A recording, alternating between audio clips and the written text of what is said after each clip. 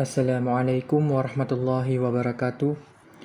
Perkenalkan, nama saya M. Hafid Fiftian. Saya dari unit 2 jurusan Hukum Ekonomi Syariah semester 3. Pada kesempatan kali ini saya akan membahas tentang fikih muamalah yang pembahasannya bai murabahah. Yang pertama, bai murabahah. Pengertian bai murabahah: kata murabahah secara bahasa adalah bentuk mutual atau bermakna saling yang diambil dari bahasa Arab, yaitu ar-ribu, yang berarti kelebihan dan tambahan keuntungan. Jadi murabahah diartikan dengan saling menambah menguntungkan. Sedangkan dalam definisi ulama terdahulu adalah jual beli dengan modal ditambah keuntungan yang diketahui. Hakikatnya adalah menjual barang dengan harga modalnya yang diketahui kedua penjual dan pembeli dengan tambahan keuntungan yang jelas. Jadi, murabahah adalah jual beli barang pada harga asal dengan tambahan keuntungan atau margin yang disepakati. Selanjutnya, rukun dan syarat murabahah. Yang terdiri dari yang pertama penjual atau bai, yang kedua pembeli atau mustari', yang ketiga barang atau objek atau mabi, yang keempat harga atau saman, yang kelima ijab kabul atau sirat. Selanjutnya syarat murabahah. Yang syarat murabahahnya terdiri dari yang pertama penjual memberitahu biaya modal kepada nasabah.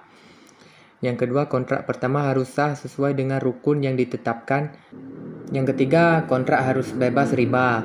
Yang keempat, penjual harus menjelaskan kepada pembeli bila terjadi cacat atas barang sesudah pembelian. Yang kelima, penjual harus menyampaikan semua hal yang berkaitan dengan pembelian.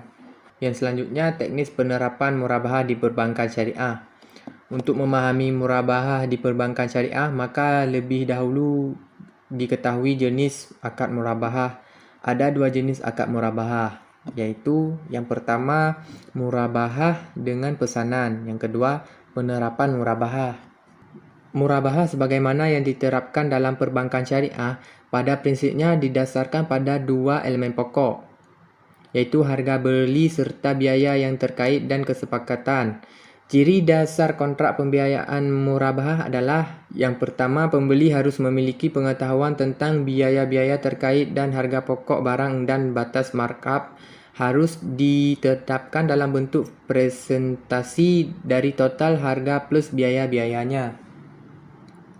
Yang kedua, apa yang dijual adalah barang atau komoditas dan dibayar dengan uang. Yang ketiga, apa yang diperjualbelikan harus ada dan dimiliki oleh penjual atau wakilnya dan harus mampu menyerahkan barang itu kepada pembeli. Yang keempat, pembayarannya ditangguhkan. Mungkin cukup sekian, selanjutnya akan dijelaskan oleh Khadijah. Terima kasih. Assalamualaikum warahmatullahi wabarakatuh. Saya Hadijah, saya jurusan Hukum Ekonomi Syariat Unit 2 semester 3. Saya akan membahas pembahasan selanjutnya. B. Bai salam. A. Pengertian salam. Salam secara bahasa assalam atau asalah berarti pesanan. Secara terminologi para ulama mendefinisikan dengan menjual suatu barang yang penyerahannya ditunda atau menjual suatu barang yang ciri-cirinya jelas dengan pembayaran modal lebih awal, sedangkan barangnya diserahkan kemudian hari. Secara lebih rinci, salam mendefinisikan dengan bentuk jual beli dengan pembayaran di muka dan penyerahan barang di kemudian hari dengan harga, jumlah, kualitas, tanggal dan tempat penyerahan yang jelas serta dipakai sebelumnya dapat perjanjian. B. Landasan hukum salam. A. Al-Quran. B. Al-Hadis. C. Rukun dan syarat salam.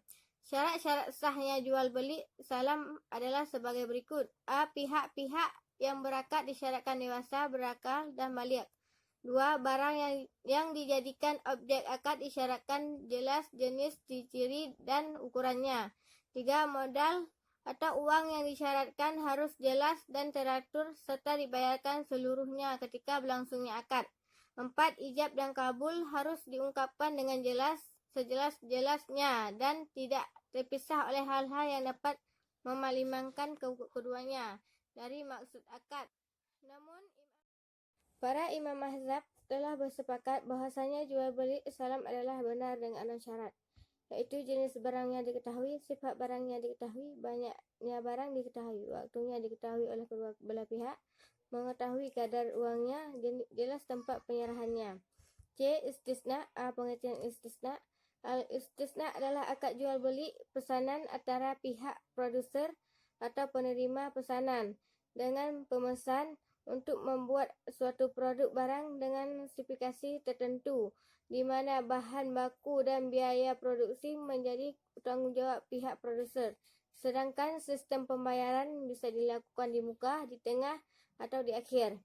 Mazhab Hanafi menyetujui kontrak istisna atas dasar istisna karena alasan-alasan berikut ini.